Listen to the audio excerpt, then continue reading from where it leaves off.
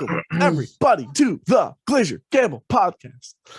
Yeah, welcome, everybody. This is the podcast. We're here talking to you about X-Men, I think. It's Miss Marvel finale. The Captain Marvel finale. Yeah, this is a good episode, I think. I liked it. I think so too. I think it was fast-paced, like a lot of things lately in Marvel. However, it was good. It was good. It wasn't they kind of wrapped up all the things that we talked about. The mom having a total 180 of character. These past couple episodes. Go. I don't want to do an accent. Don't do an accent. Just like go out there and do the right thing, even though like you're gonna get hurt. Like even though she would never be okay with Kamala getting hurt. Like right. Do we trust her, right? Like to the dad. Like wait, your dad's the one that's been wanting to. Like Abu wanted to trust her this whole time. And what are you talking about? Me? Like you just what do you? Her character flip just felt not authentic. Like they built this character up and just flipped her 180 without real explanation. I would have preferred like Abu found out somehow, and then like Abu had to like keep the secret from the wife almost. That'd be hard, but I could see it. Because like in the comics and like in any video game adaptation, to the audience, I think. Right. Any like video game adaptation and stuff, like Kamal's really, really close with their dad. You don't know too much about the mom, so. Yeah, I just think there's a lot of fans that would be upset. Right. Why do your significant other? Yeah. Right. It's like it'd be hard. Oh, why is it the man keeping a secret from his wife? Yeah, there's always someone. Yeah. Right, and I think this is a safer way, and just sure. It's just weird. She kind of flipped a 180 out of nowhere. But she made the suit. She did make the suit. She's got her suit. Looks good. They also they changed her makeup for the finale. Kamala's? Yeah. Yep. I don't know if I'm sure most people notice if they pay attention to that things, but I'm sure the average person just didn't notice. But they changed her eye makeup for one. I don't know if they were trying to make her more adult, if the finale was shot late. But her eye makeup was different. She had thicker eyeliner, longer lashes, that sort of thing. Like her makeup was very make her appear her strongest self, I suppose. Right. And I think they made her look a little bit more mature, more womanly as they give her a tighter outfit. Like I think they were trying to make her look like grown up for the finale.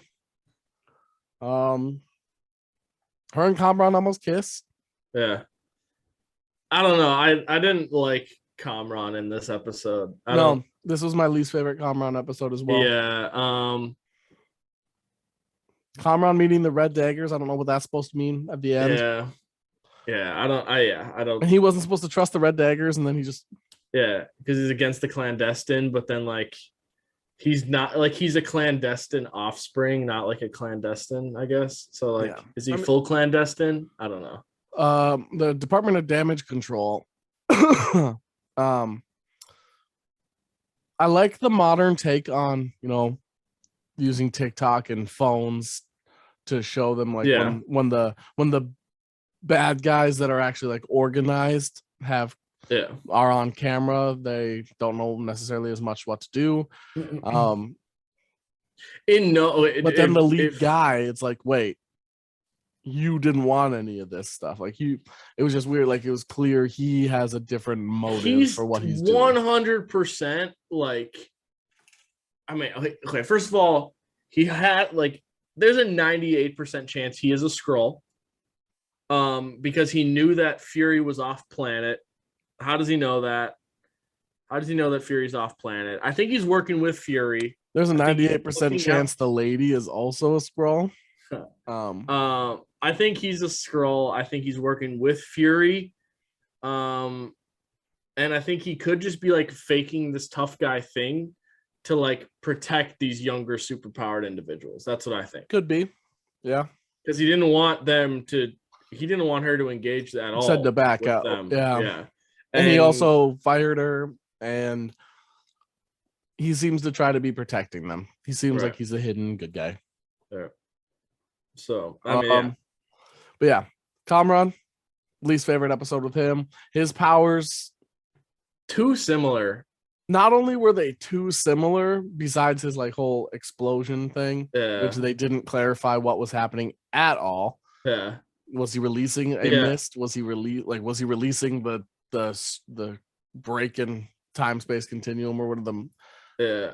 Was he releasing the veil because his name was said again? Like you could hear his mom say his name at one point. Yeah, and then Kamala just talks him down, and they just disappear. Right. Oh yeah. It was very, again, hastily done, very strange.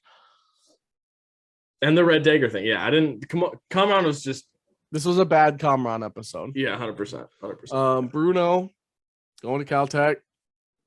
Never once shared his feelings. Yeah. And he put a note in her locker. Yeah. But then nothing ever came of that. Right. And then what else happened? He got hit. He took a good hit though. Yeah. With the butt of a gun. Right? Yeah, dude. That was I felt like that was so. This episode came with a warning that some scenes may be disturbing. Him getting hit with the gun was the most disturbed I felt. Yeah. I was like, yeah, he got clocked. I was like, I'm pretty sure he's supposed to be 17, and that cop just hit a minor. He did that. Yeah, he did that to protect Kamala. So like, well, it's a good example of brutality. Like he was literally dancing. Could have easily been detained without force. Right. Yeah. But then it was also kind of touching at that point because like Kamran was like, "Thanks, Bruno," and like he calls him by his right name. Yep. But then and then just like the Kamran like super angry, and then like super angry.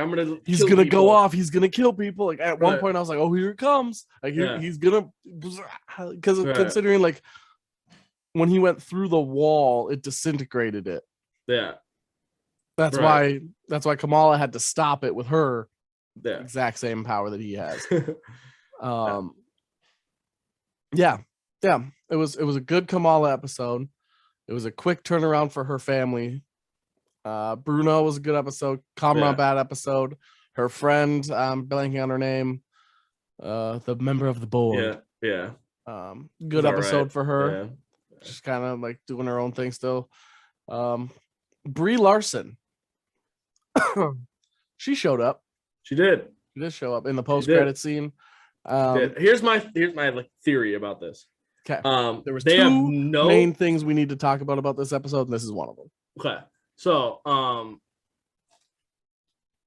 I think her bangle has to do with Shang-Chi. Okay? Because if you go back to the scene where they're like in the room, they find the bangles, the 10 Rings logo is on the floor. Where they found the bangles on the Kree thing, on the Kree hand or whatever, the 10 Rings logo's on the floor, the circles. So I didn't notice that. Yeah. So my theory is that the Shang-Chi, they don't know. They were looking at the rings. They were looking at the 10 rings, which are bands, bangles even. But and they didn't know like the origin of these rings. They couldn't figure it out. Ancient. From a different world, potentially from a different world, like maybe the newer. Yeah. And so Mark Ruffalo's Hulk was there, Bruce Banner was there, Carol Danvers was there in the post-credit scene of Shang-Chi. So my theory is that she's up in space with Nick Fury, right? Just like using Nick Fury's resources at that place where they are. I'm sure it's probably not the SHIELD HQ because SHIELD was on the ground. Sword, maybe Sword, something up in space with Nick Fury, right? And they're researching the 10 Rings bands. Shang-Chi could be up there, whatever. And then they hit a certain thing. And Kamala's thing went off, and she's like, "What's going on?" She stands up, and they just they swap. So they mentioned that there's two bangles. Do we know whatever happened to the other bangle? No. So perfect. My theory, along the same lines, End of Shang-Chi credit scene. Miss Marvel has to go. Sorry, Captain Marvel. Captain Marvel. I gotta go. But she Right. does that a lot. I think she's heading with Nick Fury in space. Right. And I think they're examining the other bangle. Sure. And I think when it activates, they swapped. Right. Each person holding a bangle swapped. Or I don't think bangle that Carol had one, but or the bangle that Carol was holding called the other user and they swapped. Sure. So she swapped places with, like, the bangle made her swap places with the other bangle, which happened to be connected with where Kamala is at. Right. So I think she had to leave in Shang-Chi to go research the bangle, which led her to Miss Marvel, which is why the next Miss Captain Marvel 2 is called The Marvels. The Marvels, right? And that's, according to the end credit scene, that's the next time we'll see Miss Marvel. Sure. Which her dad gave her the name, which is cool. Yeah, I think it's going to be hilarious if they switch places and then all of a sudden Kamala Khan is right next to Nick Fury, and Nick Fury's like, "What the hell? Like, motherfucker! Right. Like, what the hell?" And then she's like, "Fuck are you?" She'd be like, hello, like, is it? Yeah. Oh, and then even the reverse. She'd be like, "You're Nick Fury." Yeah, right. She'd be like, "You're Nick Fury." Oh my gosh, where am I? And then he'd be like, "It's just Fury. It's just Fury." Yeah. And then Carol walking downstairs, like, "Where am I?" And they're like, who are you? Where's Kamala? Because it would be okay, most likely be okay coming from a person who's not white. That is a perfect opportunity to have her mom be like, "Kamala, you're white." Like, something like, I think that would be like, yeah. That's a good place to put in a joke. Or like you're the one on her walls or something. Yeah, like her dad. Yeah, I can see that. Yeah, like the mom's like, "You're the one on her walls," and then the dad's like, "Carol Danvers." Like, yeah. Oh, you're the one my daughter said shares the name with. Right. Yeah. Yeah. Okay. Yeah. Yep. So I think that'd be a good place for that, where, you know, it appeals to the adults. It's humor that's shouldn't offend anyone because it's well placed. Yeah, and plus it's funny. Like Captain Marvel. Yeah, Captain Marvel's just a sarcastic person too. So like exactly. It's gonna be like they're gonna be really good. And that'd be a Brie Larson delivering the line, "Yes, I'm white." She would deliver that in a funny way. Right. So I feel like that'd be actually I'm an alien now. Actually, I'm Kree. Yeah. Half white. Like half white. I'm half Kree. Yeah. I think that'd be great. Because I think like Monica Rambeau is like the serious one. Yeah. Right? Like Photon is like the serious one. Because Captain Marvel is like the sarcastic one, and then obviously like the inexperienced Kamala Khan or something like that. So. Yeah. And so I think that's what happened. Something along those lines, whether it's that's where she was leaving in Shang-Chi, or if that's where the Marvels is going to start out. Whether Shang-Chi was there, whatever, it's related to the 10 Rings. I think all of that does have a tie-in. She said in Biggin. Yeah, not how I wanted it, but she said it. She did, and she said it, and then that's when she like went into her badass. Yeah. I know how to use my powers now. Yeah. The powers have grown on me. I still would prefer the stretchy powers. So everybody's upset about the She-Hulk CGI. When Miss Marvel was jumping back and forth, the body movement was not very good CGI. Like when she was landing, right? It was just an awkward, like the level of force wasn't matching what it should have. It looked off. Sure. However, because of the crystal around it, they can get away with not having to texturize the skin. They don't have to worry about wrinkles, muscle. They don't have to worry about anything like that because they can substitute it. I think it was a safe thing that they chose to do that helped them. So that CGI looks much better than if it was just stretchy. Then people are going to be like, she doesn't get out of those scenarios if she doesn't have the crystal powers either. Right. She's getting shot at. Yeah. Right. Bullets going through my giant hands. But yeah, so I like the idea of her powers being crystal. I think while it's not as true to the character, it still was a safe move CGI to keep it look cool, and it was so good. Here's the thing, and then they told him Bruno told her that she had a stop talking about Bruno. That she had a mutation in her genes, and then there's the brief X-Men 97 theme that played. But in the comics, Kamala ends up asking like Wolverine if she's a mutant. And then eventually she goes through Terrigenesis and she's an Inhuman. So speaking of not sticking to comics, sticking to the comics, they said that Bruno went back through her gene makeup and said that she has a mutation. And so now everybody on the internet's freaking out saying Kamala's the first mutant in the MCU. Yeah. When you and I were talking about this, why Black Bolt was everybody's favorite part of Multiverse of Madness. Right. They called him the leader of the Inhumans. Right. Kamala, or the actor who plays Kamala, Iman Vellani. Thank you, Iman Vellani. Called Black Bolt her boy. Yeah, like that's my boy. I would assume it's a smokescreen because she's not a mutant. Yes, they changed her powers, but nothing about her powers is mutant-like. Right. Yeah, she still needs the bangle to access those powers. So is she eventually going to either become a mutant and she doesn't need the bangle anymore? Or is she going to go through Terrigenesis and then get powers? I don't know. I hope it's the Inhuman Terrigenesis thing. Not sure. Also, like some people are upset like that Kevin Feige hates Inhumans, doesn't want to do Inhumans, blah, blah, blah. Technically, Marvel didn't own the right to the mutants. And so they created the Inhumans so that they could have superpowered individuals with like a gene difference. And they could have their like own Inhumans. They'd have their own mutants.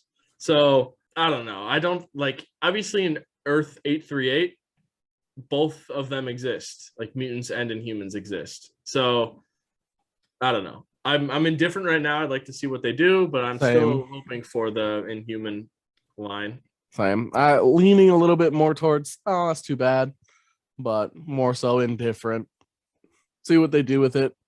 Like outside of Black Bolt, Kamala Khan is probably you can make the argument. Hambone's in here. Hey, buddy.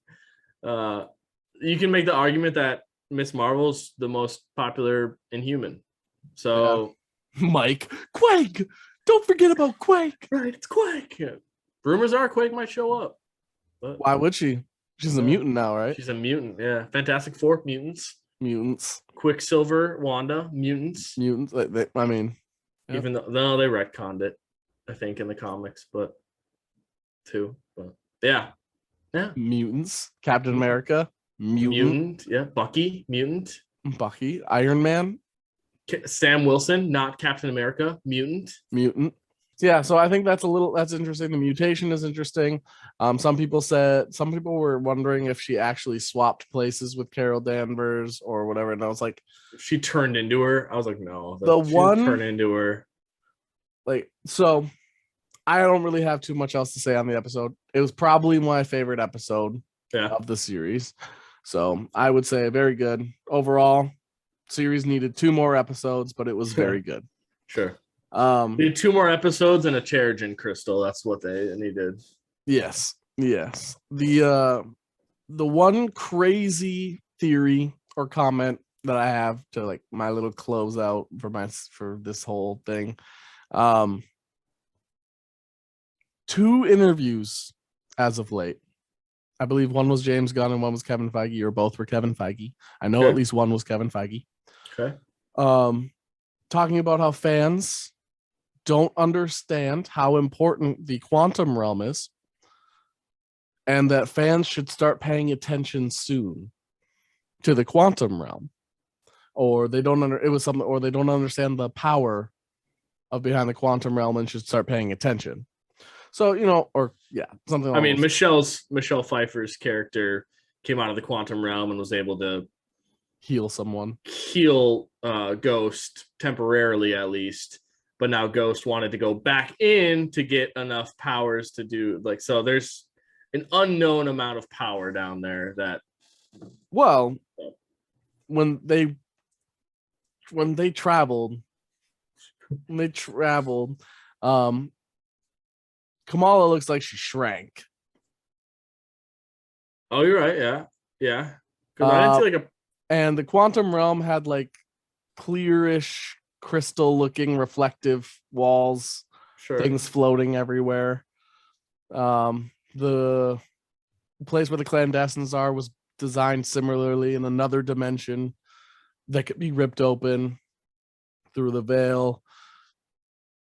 Some people were wondering if they switch places. My thought is, again, what if they were both looking at the bangle? Captain Marvel transferred, but what if Kamala is in the quantum realm? It wouldn't make a ton of sense because the next time we're supposed to see her is in the Marvels.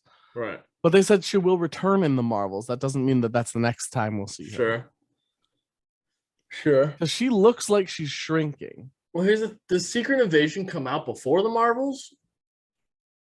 Because if Secret Invasion comes out before the Marvels, you could see her in Secret Invasion. That's like... Secret Invasion is supposed to be due to 2022. July 28th, 2023 is the Marvels. So, I mean, you could see her Secret Invasion is supposed to come first. Yeah. You could see her in Secret Invasion, I guess. If you can see Nick Fury in Secret Invasion, you could see Kamala possibly. Right. So, man, I don't know. Maybe. Maybe they're just trying to build hype for Quantumania. Maybe they're trying to smokescreen people to. I do like the fact that the Fantastic Four are stuck down there. Like our Fantastic Four are stuck down there in the quantum realm. Yeah, and that's how they get their powers. Okay. Through the quantum realm. Yeah. See, like that could be what they're talking about. But I don't know. She looked like she was shrinking. I'm not sure why Carol would switch places with her in that case. Right. Unless Carol was one of the reasons she had to go was she was investigating the quantum realm. Yeah. So maybe she was investigating the quantum realm and then had to switch places due to the bangle for some reason. That's why she didn't have a bangle when she came out, because maybe she wasn't looking at bangles. Maybe she was researching with Ant-Man about the quantum realm. Like, yeah, I don't know. It to me, maybe it's just the choice and how they did the editing. Right. Sure. But she looked like she was shrinking. I think it's more likely that they were researching and then switch places and she's in space now. But in terms of a writing standpoint, that leaves Captain Marvel can just fly up into space now and go meet her with no dangers. But if Kamala were to be stuck in the quantum realm, then it's like, oh, how do we get her out? What's going to happen? Maybe that's where Kamala no longer needs the bangle to use her powers. If Kamala, like, say Carol Danvers was like trying to like protect the bangle, or like they were in a bad scenario, and maybe that's why she was like, oh no, not the fact that she was trapped in a room where she's all over the walls. I don't know. And so now Kamala's just in a bad place now. Yeah, she's in the quantum realm, and the quantum realm's gonna give her powers permanently without the bangle. Now to one up it, what if Doom wants the bangles? Because Dr. Doom has like Chronopolis down in the quantum realm. That's where he like traps the Fantastic Four. And Doom's the next big bad, so we finally have like a big bad for this phase. Yeah, Kang. As opposed to just a bunch Could be Kang too. Could be Kang. What about the other thing we saw this week? Oh, Thor: Love and Thunder? Yeah. We don't really have too much time to talk about it though. I know. Yeah, we kind of spent our time. I forgot about talking about Thor: Love and Thunder. You forgot about talking about Thor: Love and Thunder. Yeah. Oops. Save that for next week. We'll save that for next week. We can either save it for next week, record a special episode, either or. Let's save it for next week because we're not going to have anything next week. Sure. Thor: Love and Thunder. Yeah. Give people one more week to see it. Yeah. Sure. Smart. We did see it though. We did see it. We've seen it. We did see Love and Thunder. We made love and then made thunder. For those who haven't seen Love and Thunder yet, won't spoil anything here. The very first scene of the movie is the heaviest the movie will get. Yeah. And there's post-credit scenes. So stay. Stay for the post-credit scenes and scenes. There's one and then another one. Yeah. And you probably will sit next to somebody that thinks Ragnarok was trash because we did. We sat next to somebody that said Ragnarok was bad, and that they'd rather watch Paint Dry than Ragnarok, and that movie was the best Thor movie yet. Yeah. And then she said it was better than Infinity War. Yeah. Make your own opinion. Make your own opinion, even if it's dumb as hell.